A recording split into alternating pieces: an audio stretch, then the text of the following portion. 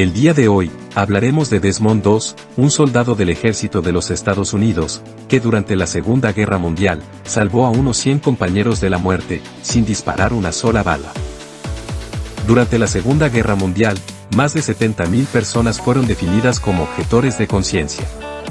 La mayoría eran hombres, cuyas profundas convicciones religiosas los hacía contrarios a la guerra. Algunos, directamente, se negaron a servir en el ejército, pero hubo otros, que a pesar de todo, se unieron a las Fuerzas Armadas.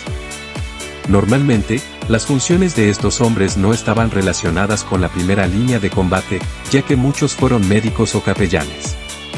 Pero de entre todos aquellos hombres, destaca la historia de Desmond II, un objetor de conciencia que participó en las batallas, aunque su pacifismo le impedía empuñar un arma. Desmond II, nació el 2 de febrero de 1919 en Lynchburg, Virginia, y fue educado en la fe de la Iglesia Adventista del Séptimo Día. Influido desde muy pequeño por las enseñanzas de la Biblia, y en particular por el mandamiento de no matarás, Desmond cumpliría toda su vida a rajatabla ese precepto. Cuando Desmond era un niño, su padre compró un gran cuadro con coloridas ilustraciones donde podía leerse los 10 mandamientos.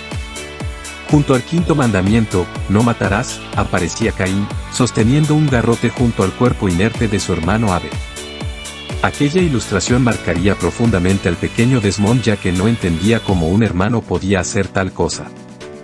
A pesar de ello, cuando Estados Unidos entró en la Segunda Guerra Mundial, Desmond aceptó ser reclutado en la primavera de 1942, ya que creía que la guerra que se estaba llevando a cabo contra la Alemania nazi era algo justo, y además, deseaba servir a su país, pero para salvar vidas, no para quitarlas. Fue catalogado como objetor de conciencia, pero a pesar de ello, debía someterse a las órdenes de sus superiores, durante su formación en el campo de entrenamiento. Para el joven II, aquella no fue una época fácil. Era acosado verbalmente por sus oficiales, y por las noches, mientras rezaba junto a su cama, sus compañeros se burlaban de él. A pesar del rechazo que sufría por parte de todos, se aferró a su fe para seguir adelante y cumplir con su objetivo de convertirse en un soldado ejemplar. En julio de 1944, aterrizó en Guam, donde sus compañeros, que meses antes lo querían bien lejos, vieron cómo la valiente actuación de aquel flacucho con voz suave, le salvaba la vida en más de una ocasión bajo el fuego enemigo. El valor demostrado por en el campo de batalla, le valió una prestigiosa condecoración, la Estrella de Bronce. El 5 de mayo de 1945, el batallón de realizó un ataque anfibio al archipiélago de Ryukyu, para tomar una posición japonesa situada en lo alto de un acantilado. Cuando empezaron a escalar la pared casi vertical, los soldados norteamericanos se encontraron entre el fuego cruzado japonés. Los marines fueron cayendo uno a uno bajo el fuego enemigo. Al ver aquello, y a pesar de ir desarmado, tal como le dictaba su conciencia, se lanzó al rescate de los heridos, mientras sus compañeros se escondían en el primer agujero que encontraban para escapar de las balas. La determinación de aquel hombre salvó la vida de 75 soldados, a los que uno a uno fue cargando sobre sus hombros con la intención de sacarlos de aquel infierno. El 21 de mayo, Desmond II resultó herido por el estallido de una granada, cuando se hallaba escondido junto a 2 fusileros en un agujero provocado por un obús. La explosión le hizo saltar por los aires, y la metralla se le clavó en la pierna hasta la altura de la cadera. Aturdido e intentando ponerse de nuevo a salvo, fue alcanzado por un francotirador que le hirió en un brazo.